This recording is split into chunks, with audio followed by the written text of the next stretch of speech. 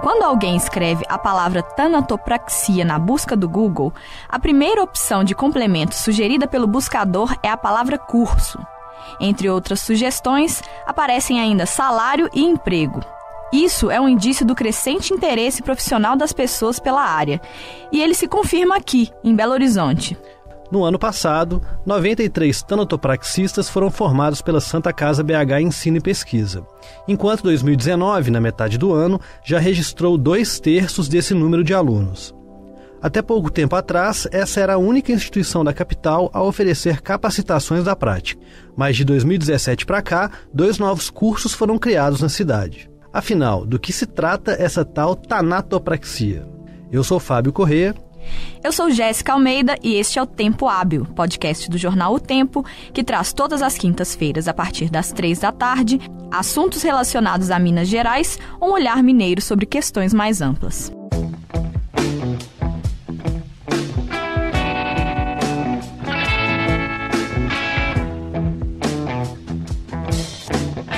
Tanatopraxia é a arte de preparar cadáveres para os ritos fúnebres. Isso inclui retardar o processo de decomposição dos corpos, prepará-los esteticamente para as despedidas e também evitar eventuais contaminações, seja daqueles que vão manter contato com o corpo durante o velório ou dos lençóis freáticos da região onde ele for enterrado. A palavra faz referência a Thanatos, personificação da morte na mitologia grega. A prática foi introduzida no Brasil nos anos 90 pelo professor guatemalteco Mário Lacape. Basicamente, é um conjunto de técnicas que retardam o processo de decomposição e buscam aproximar o cadáver do aspecto que ele tinha antes de falecer. É um artifício da tanatopraxia, por exemplo, a substituição do sangue por um fluido à base de formol, álcool, glicerina e outros componentes. A ausência de oxigênio no sangue dos mortos é o que dá aquela aparência roxa aos corpos, e substituí-lo por esse fluido torna a cor do cadáver mais próxima daquele que ele tinha em vida. Ícones da cultura pop, como a série da HBO As 7 Palmos e o clássico da Sessão da Tarde Meu Primeiro Amor, retratam a rotina de tanatopraxistas na ficção. E recentemente, aqui no Jornal O Tempo, nós publicamos uma reportagem sobre a formação desses profissionais. Quem escreveu a matéria foi a repórter Carolina Caetano, da Editoria de Cidades. E nós a convidamos para essa edição do Tempo Hábil para falar um pouco sobre o que apurou. Carol, você teve numa aula de tanatopraxia recentemente, então eu queria começar perguntando como é que é a estrutura de um lugar que recebe um curso como esse? Bom, a aula teórica é numa aula normal de alunos, dentro da Santa Casa mesmo, no Santa Efigênia, que fica ali na região leste de Belo Horizonte. Nós fomos lá, nós acompanhamos na sexta-feira, metade dessa aula, e no sábado teve aula prática. E essa aula prática também fica ali naquela mesma região, e essa sim é no laboratório para onde os corpos são levados. E como que estava a postura dessas pessoas que estavam participando da aula? Você sentiu algum tipo de nervosismo no ar? Você mesmo lá no ambiente, você sentiu algum tipo de nervosismo ou foi super tranquilo, uma coisa profissional? Foi super tranquilo. Quando eu cheguei, assim, alguns alunos ainda não tinham chegado, porque geralmente esse perfil são pessoas que já saem do trabalho e vão direto para essa aula que começou às 7 horas da noite. Então, quem está ali já sabia muito o que quer entrar nessa profissão, então foi muito tranquilo.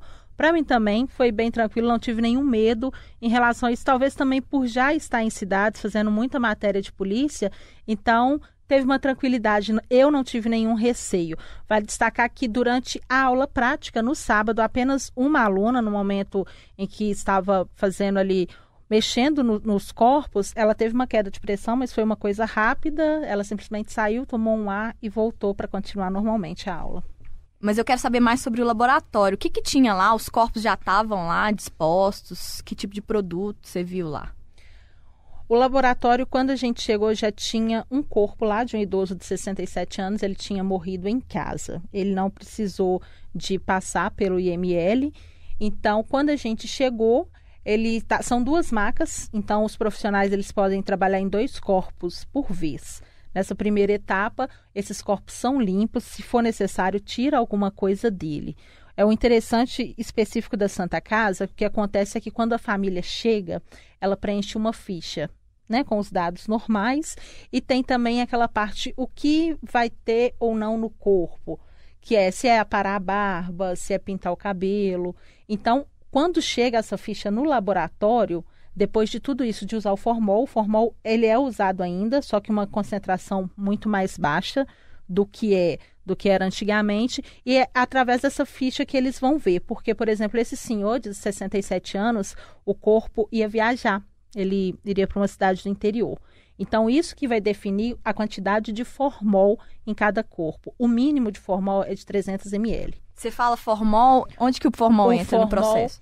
O formol eles colocam no pescoço e também na área do abdômen. Depois de toda a limpeza que faz, tira o que tem que tirar, se for necessário tirar algum órgão, tira também e depois aplica. É isso que vai fazer a conservação do corpo, para que ele possa ficar ali no velório, em média, consegue conservar 72 horas, mas se tiver, por exemplo, que mandar para outra cidade, é maior. Se tiver até mesmo que embalsamar para ir para outro país, é aplicado o produto na quantidade que pode durar até 90 dias. Carol, você falou que ficou metade de uma aula, acompanhou um pouco esse processo. Descreve um pouco para a gente como que é feito esse aprendizado. Pois é, a aula teórica, o momento que eu acompanhei, foram aulas informando até como que está o mercado de trabalho mesmo, todas as possibilidades, que a cada dia mais as funerárias colocam mais produtos a serviço da família. Então, tinha o velório virtual, que algumas funerárias já disponibilizam. Se a pessoa está em outro país, em outra cidade, ela vai ter uma câmera durante o velório, e ali ela vai poder assistir qualquer parte, ou até a parte ali final, que geralmente é com uma oração, até fechar o caixão, né? Que eles chamam de urna. E também a questão do que tem como se fosse qualquer outro evento, né? Tem uma pessoa que vai ficar responsável pela chegada do corpo ao cemitério, aonde for velado, vai acompanhar quanto tempo vai ficar. Aí a família tem a disponibilidade ali, alimentação para os convidados, pode escolher um velório que tenha uma sala de descanso, inclusive agora tem também até sala climatizada. Então vai muito do pedido da família e também de quanto que ela está disposta a pagar, porque nem sempre esses serviços são baratos. E a questão da aula prática, quando a gente chegou com esse senhor de 67 anos, já tinha sido aplicado praticamente todo o formol nele. Como ele já estava ali, eles apararam a barba, que foi um pedido da família.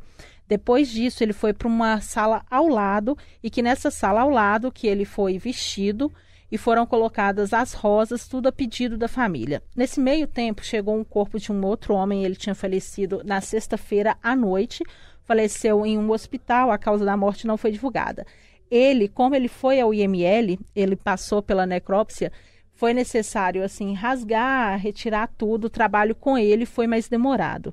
E também o procedimento é o mesmo. Faz a lavagem dos corpos e depois passa para essa segunda sala. Se for mulher, por exemplo, eles pedem muito lá questão de tintura de cabelo. Então, se a família quer que o cabelo seja pintado, eles pintam o cabelo, deixam ela como se fosse normal mesmo, um tempo em um outro setor para dar tempo da tinta pegar e depois retornam com o corpo.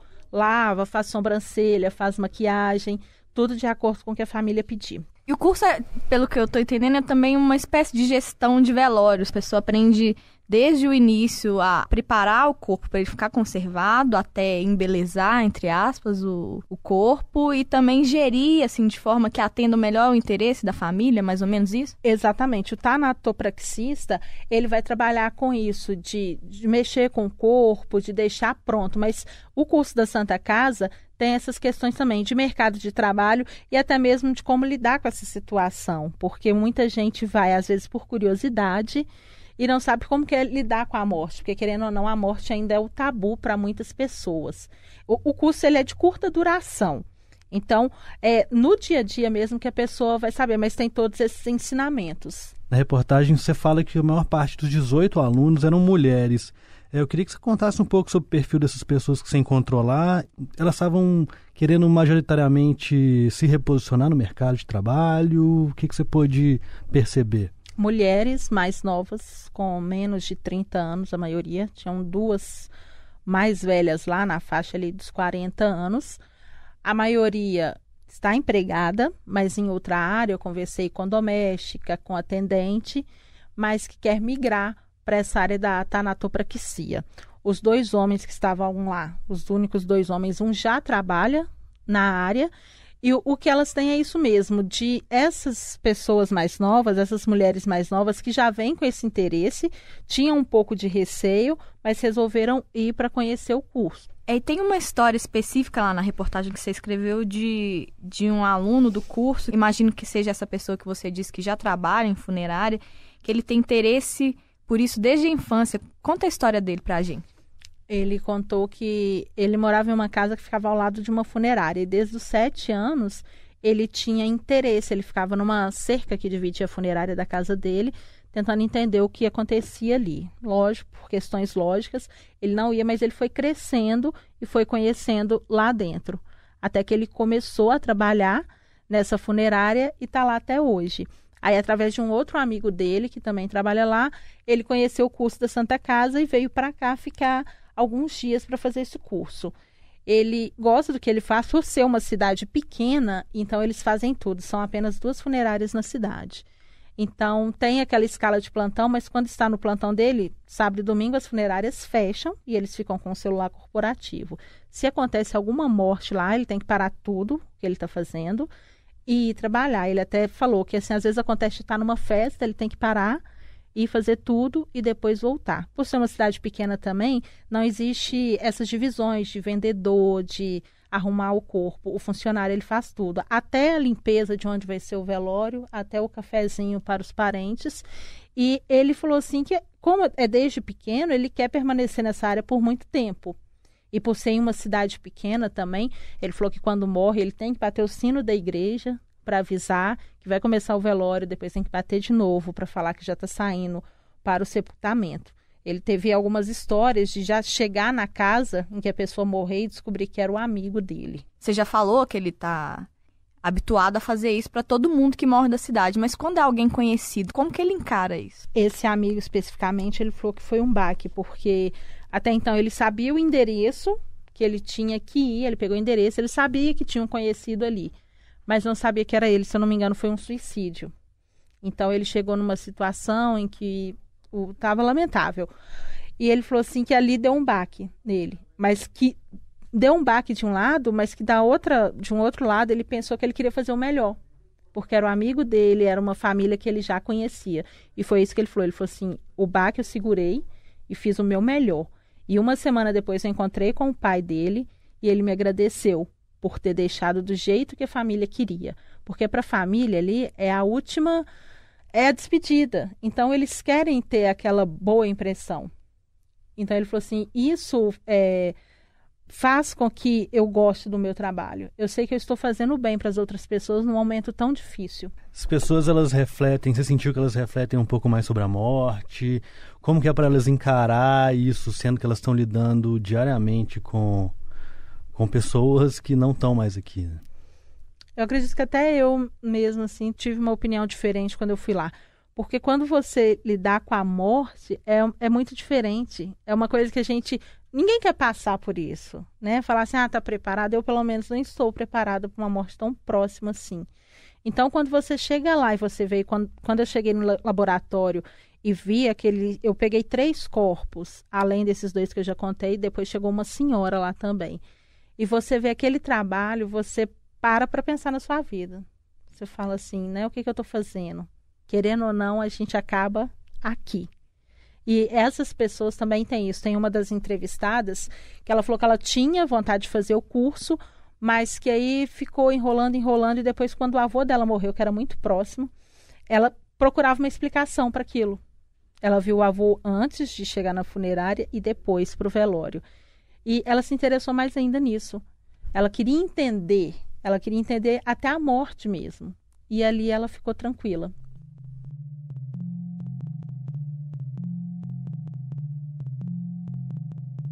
Eu também fui até a funerária da Santa Casa BH, que oferece o curso desde 1999. Lá, eu conversei com o Alexandre Alberto Ferreira, que é supervisor de embalsamamento da instituição e professor de tanatopraxia, e com a psicóloga Valenir Dias Machado Correia da Costa, coordenadora acadêmica do curso. Então, eu queria saber, primeiro, um pouco desse histórico da técnica, por que isso foi desenvolvido. Essa técnica da tanatopraxia em si, né, ela chegou até em Belo Horizonte pelo Mari Lacap, né, que foram os pioneiros, quem trouxe aqui para Minas, né.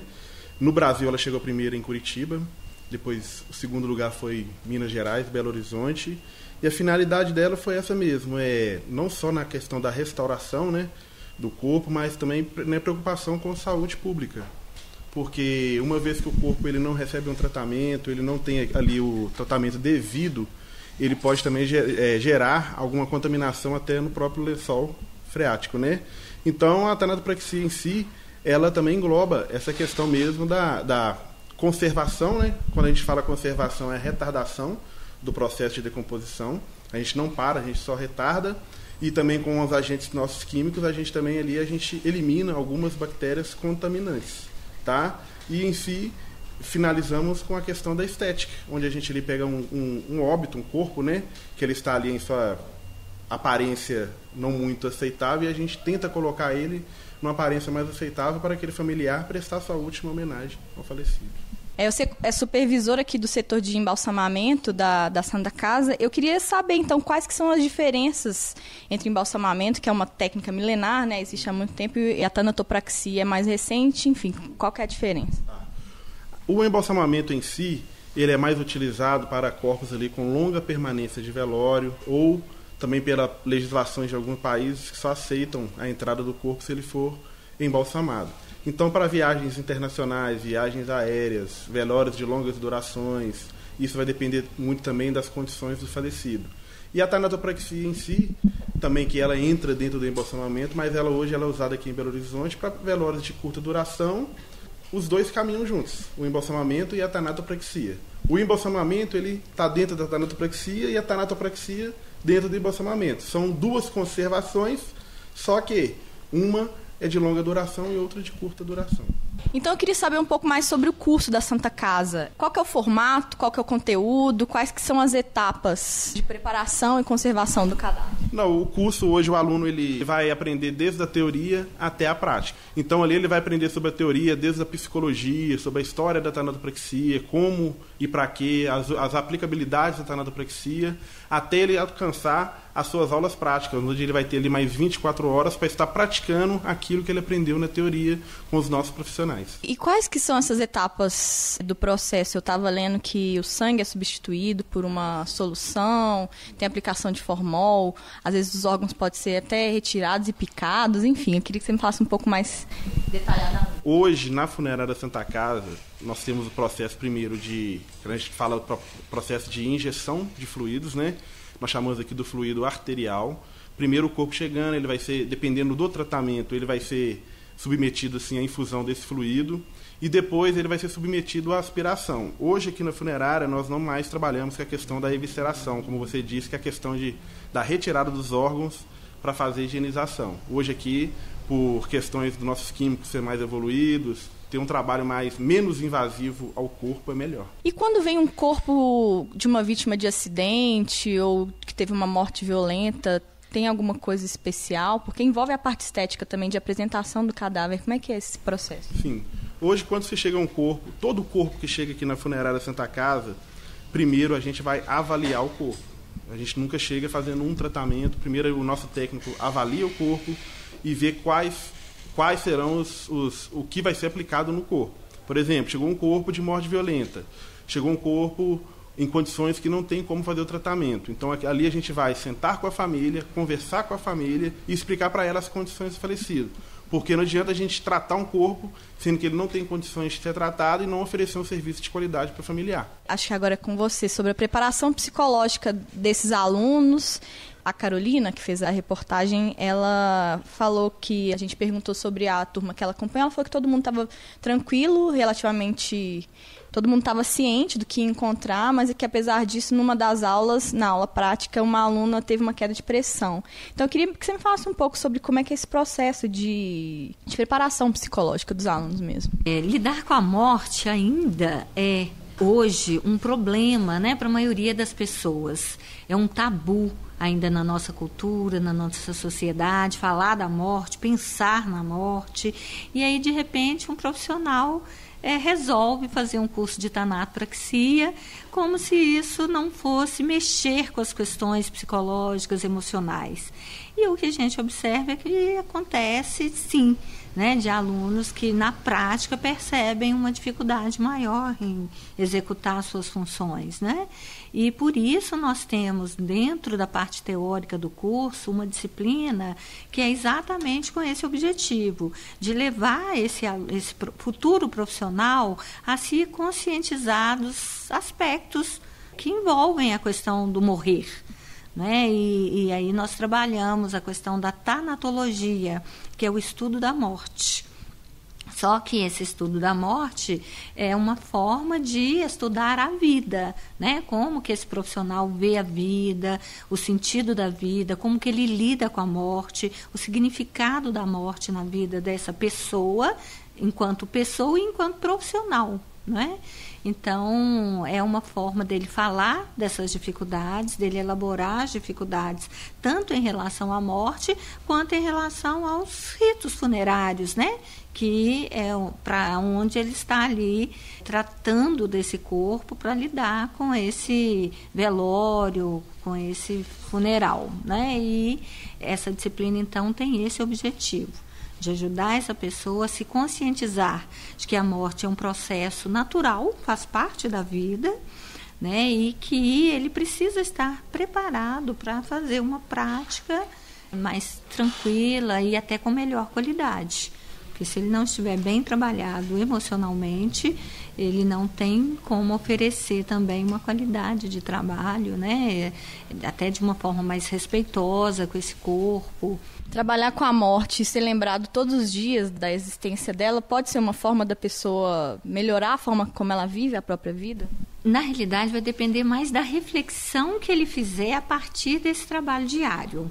Porque esse trabalho diário, ele pode entrar como um processo de negação, e aí o profissional agir de uma maneira fria e distante, ou pode ajudá-lo nesse processo de reflexão, que é o ideal, né? Então, na medida que ele pensa na morte, ele conversa sobre a morte, ele fala das dificuldades dele diante de cada caso, como, né, você citou, às vezes é um caso de um acidente, onde fisicamente a pessoa está mais debilitada, né, fisicamente, isso pode impactar mais, ou às vezes é uma criança, às vezes é alguém que se parece com um familiar dele. Então, se ele simplesmente viver isso como se nada tivesse acontecendo, ele vai ter uma relação com o trabalho e com a morte diferente daquele que conversa, que questiona, que fala dos seus conflitos, né? Que fala das suas emoções diante de cada caso. A questão da psicologia, acredito que durante a nossa prática e no convívio com os nossos profissionais, o que nós professores sempre passamos para eles que é o seguinte: a gente sempre tem que pensar naquela maneira, como a família quer ele lá fora. Então, esquecer causa-morte. Se ele chegou de uma maneira não aceitável, esquecer. Aqui também nós não fazemos distinção de raça, de sexo, de condições financeiras. Aqui todo corpo é corpo para a gente. E assim, o foco nosso é passar para os nossos profissionais e para os futuros profissionais, que são os nossos alunos, essa questão é de entregar o melhor possível para aquele familiar que está lá fora. Porque eu sempre falo com eles que essa cerimônia de despedida, ela é a mais importante da vida de qualquer um de nós. Por quê? O morrer é a última vez. Então, se você faz um serviço bem feito, aquilo ali marca na vida daquele familiar para o resto da vida. E principalmente, né, porque uma perda, ela é extremamente significativa para a história de quem fica. E não é uma coisa que você define de um minuto para o outro. Ah, ok, agora está vivo, é meu filho. Aí, no minuto seguinte, morreu, aquela história acabou, né? E fecha um ciclo. Na realidade, não é assim. O rito funerário, ele serve também para que os familiares, eles se organizem lentamente, né, para aquela perda final e definitiva. Então é essencial que ele tenha uma possibilidade de despedida de uma forma mais tranquila e com um corpo mais próximo do real, né? De como ele conviveu com aquela pessoa. E a tanatopraxia, juntamente com a necromaquiagem, ela viabiliza isso, essa aproximação da aparência real no momento de despedida, né? O objeto do trabalho são pessoas que já morreram, mas o foco do trabalho são as pessoas que ainda estão vivas. Exatamente isso, né? É oferecer para esses familiares uma despedida menos, não menos sofrida, porque o sofrimento está aí, faz parte do processo, né? Mas menos traumática, de uma forma um pouco mais equilibrada, mais tranquila, né? Dentro do possível. O curso de tanatopraxia da Santa Casa BH Ensino e Pesquisa acontece bimestralmente e custa R$ 2.422. A carga horária é de 64 horas aula. O salário de um tanatopraxista pode variar de R$ 1.200 a R$ 3.100, de acordo com o site de empregos Trabalha Brasil.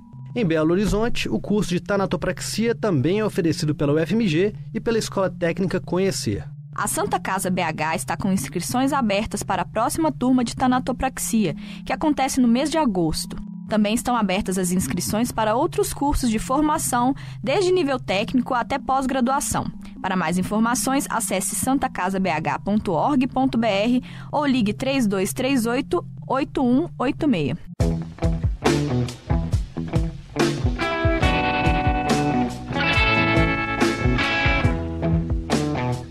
Você ouviu o Tempo Hábil, podcast do jornal O Tempo, que traz toda semana assuntos relacionados a Minas Gerais ou um olhar mineiro sobre alguma questão. Eu sou Fábio Corrêa. E eu sou Jéssica Almeida. Esse episódio foi produzido por mim e pelo Fábio, e a edição e a mixagem também foram feitas por mim. Nos acompanhe todas as quintas-feiras, a partir das 3 da tarde, no seu tocador de podcasts favorito. Até mais. Tchau.